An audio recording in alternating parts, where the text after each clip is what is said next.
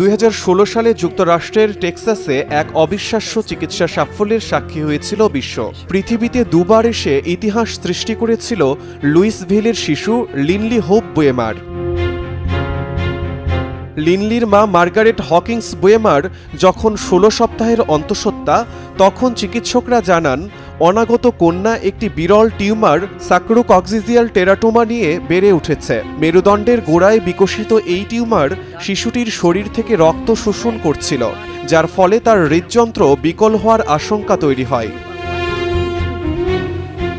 জটিল এই পরিস্থিতিতে টেক্সাস চিলড্রেন্স ফিটাল সেন্টারের বিশেষজ্ঞ চিকিৎসকরা ব্যতিক্রমী এক সিদ্ধান্ত নেন।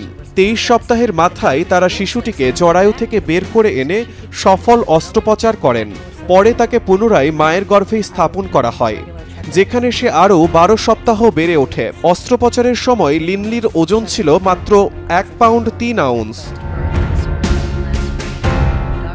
শেষ পর্যন্ত নির্ধারিত সময়ে সিজারিয়ান অপারেশনের মাধ্যমে লিনলি পুনরায় পৃথিবীতে আসে। তখন তার ওজন ছিল 5 পাউন্ড 5 আউন্স।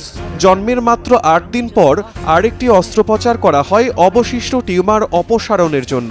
বর্তমানে লিনলি পুরোপুরি সুস্থ এবং স্বাভাবিকভাবে বেড়ে উঠছে।